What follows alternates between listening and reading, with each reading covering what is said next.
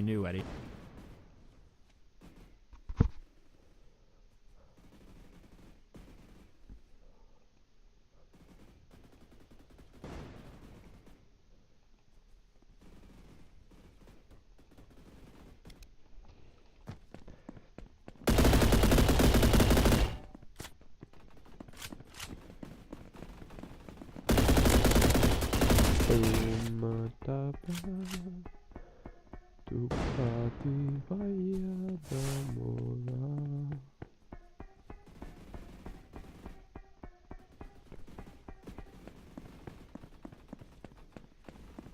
It should not be this easy. What the heck?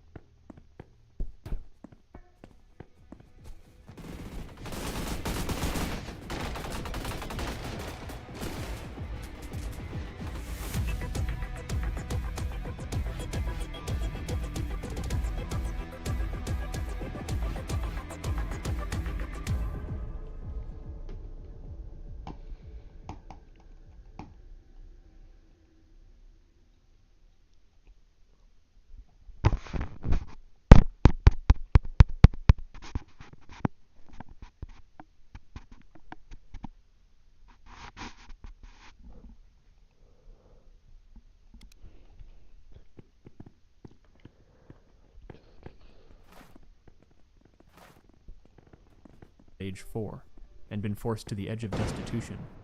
He had switched schools and even homes so often that the memories blended together, frequently dwelling in squalor.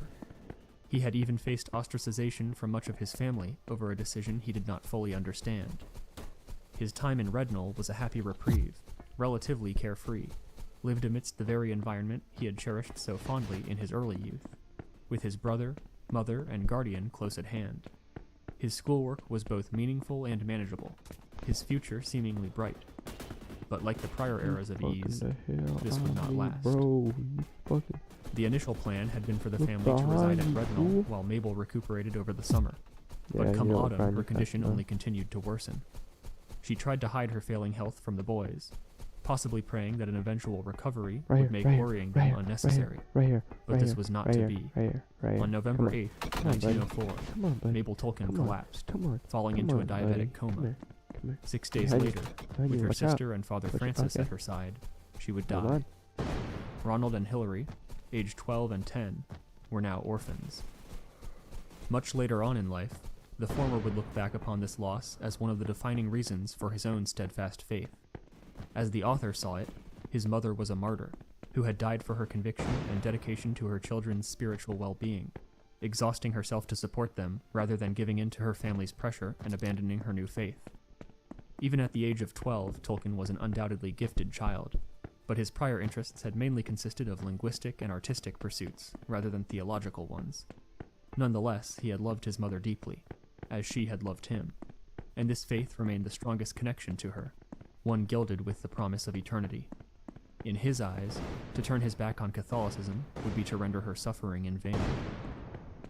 Biographer Humphrey Carpenter notes another change, one of personality, and yet heavily intertwined with Tolkien's spiritual outlook. He was by nature a cheerful, almost irrepressible person with a great zest for life. He loved good talk and physical activity. He had a deep sense of humor and a great capacity for making friends. But from now onwards there was to be a second side, more private but predominant in his diaries and letters. When he was in this mood, he had a deep sense of impending loss. Nothing was safe. Nothing would last. No battle would be won forever.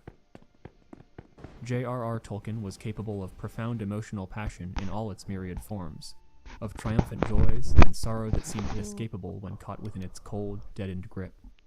And this only seemed to grow as his faith deepened. What did I do? In a strange sense, Oh. the English author came to embody one of the central dichotomies that lies at the heart of Christianity, a belief in a fallen world tainted by sin, in which all men are condemned to suffer and die, and no mortal accomplishment shall last, and a simultaneous faith in a benevolent, all-powerful God who not only transcends this reality, but became incarnate in human form to suffer and die as one of them, in order that humanity might be redeemed and achieve eternal life.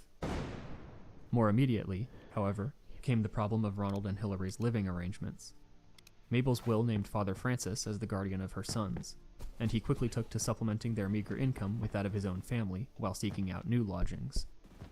Word soon reached him that the Suffields were considering contesting the will, and though the matter did not proceed, their mother's parents would surely have attempted to entice her sons to renounce their Catholic faith, should the boys have been placed with them. Thankfully, a solution was quick to present itself in the form of their Aunt Beatrice Suffield, who had married into the family and had no interest in the religious dispute. Now residing once more in Birmingham, the young Tolkien attempted to set aside his grief and focus on his studies, in which he showed a remarkable aptitude for language. Not all of his pursuits were bookish, for the boy also played rugby football and enrolled as a cadet in his school's officer training corps, where he proved quite capable with a rifle. It was philology, however, that truly captivated him. His mother had taught him rudimentary Latin, French, and German even before he began attending formal schooling, and by age 13 he was not only fluent in these but Greek as well, could read Sir Gawain and the Green Knight and the works of Chaucer in the original Middle English, and Beowulf in Old English, also known as Anglo-Saxon, and was beginning to explore Old Norse and Welsh.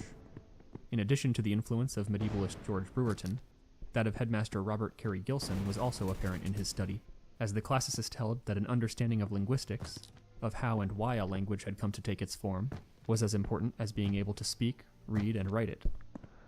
Tolkien took to perusing the school library, and later using his paltry income, to obtain books on philology, nearly all of which were written in German, which could assist in uncovering the web of connections between these various tongues, and the histories of their development. He also begged Father Francis to teach him Spanish after examining the priest's personal library, but his guardian thought it more prudent that he focus on his coursework, and Tolkien was forced to teach Spanish to himself, using this knowledge to construct Nafarin, his first serious foray into the field of constructed languages. Coincidentally, around this time he purchased a book from a friend, Joseph Wright's Primer of the Gothic Language, which introduced him to the East Germanic tongue of Gothic, once spoken throughout much of Central and Western Europe, before going extinct in the 6th to 8th centuries AD. For Tolkien, it was as if an entirely new world had been opened to him. His interest in philology went far beyond a mere academic inclination, and even by the standards of his day, he showed a remarkable mastery of language.